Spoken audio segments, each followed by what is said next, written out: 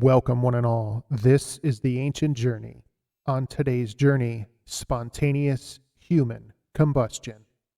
But before we begin, don't forget, if you enjoy our content, hit that like button, share the video, and subscribe. Now let's get started. It's been a hot one out there today, hasn't it? It's so hot that even in the shade it feels like you're burning up. Well, maybe you really are burning up, or you're about to. Spontaneous human combustion is a phenomenon where a human body, with no external source of ignition, suddenly combusts and burns hot enough and quickly enough to leave behind nothing but ash. Sounds crazy, right? How can anything just ignite on its own? Well, the National Fire Prevention Association doesn't think it's crazy at all. In fact, they list that every year over 14,000 fires take place due to spontaneous combustion. So if it can happen to items like piles of leaves or some greasy rags, then why can't it happen to human beings? It has been happening for a long time. In 1746, scholar Paul Rowley wrote an article regarding the mysterious death of Countess Cornelia Zangari Bandi. Countess Cornelia was an Italian noblewoman who was found burned to death in her room. The 66-year-old countess was reduced to a pile of ashes that lay only a few feet from her bed. Her lower legs, below the knee, 3 of her fingers, and the front of her skull were left intact. The bed and other furniture in the room were left fairly unaffected by whatever fire had consumed her. But for the rest of her, Rowley wrote that she had been reduced to nothing but a coal.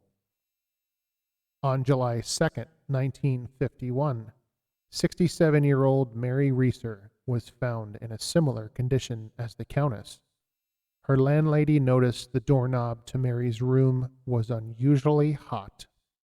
Reeser's remains were found in the room, completely burned to ash, with one leg left remaining behind, still wearing a slipper. Similar to the story of the Countess, Reeser and the chair she sat in were completely destroyed. Plastic objects in the room appeared softened from experiencing a massive thermal event. Dr. John Irving Bentley of Coudersport, Pennsylvania, had spent a night hosting friends at his home in December of 1966. The next morning, Bentley was found reduced to a pile of ashes some 14 inches around, with nothing left behind but his aluminum walker and his right leg.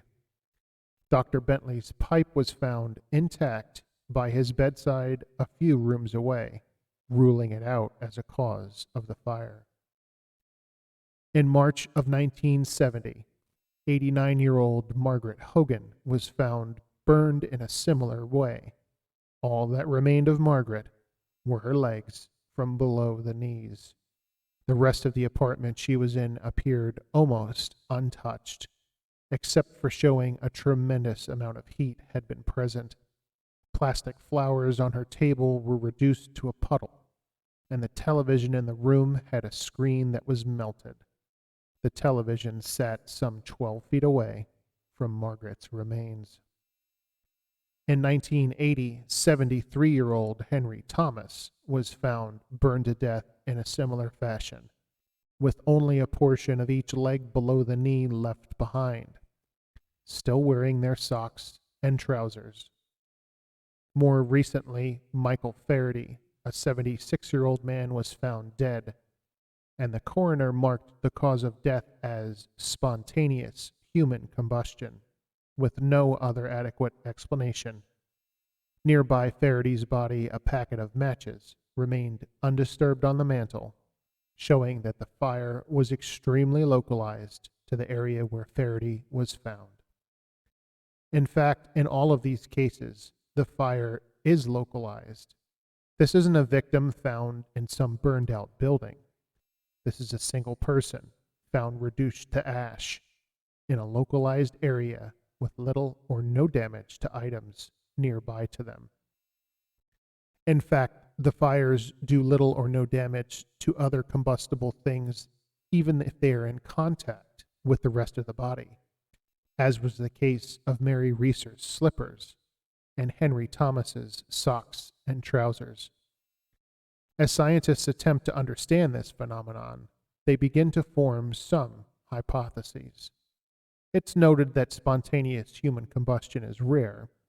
You don't hear stories about random folks bursting into flames at public events or the local grocery store, and the cases almost always involve people who have low mobility or advanced age or medical issues, and in most cases, such as Mary Reeser's, the victims are smokers. A theory is that these people simply die while they hold a lit cigarette, which results in them being caught on fire. But the fire is not what we would traditionally think of. These fires involving a human being are known as wick effect fires. These are fires where the person burns slowly, like a candle, their fat acting as the candle's wax, and the candle burns as long as there is fuel remaining. Even thin people contain enough fat in their bodies to fully combust under the right conditions. The legs that are found left behind generally are areas of the body that contain the least amount of fat and therefore don't burn with the rest of the human candle. There are also some that suggest the body can produce its own chemical accelerant, acetone. Alcoholics and those who are eating a very low-carb diet can produce low levels of acetone in their bodies, which can then turn the victims from candles into torches. There are also some very interesting alternative theories put forth as well. It's been hypothesized that the human body may contain a type of subatomic particle capable of creating large amounts of heat. Increased blood alcohol levels or stress could cause this particle to ramp up heat levels to the point of combustion. Or perhaps the combustion is a sign of poltergeist activity.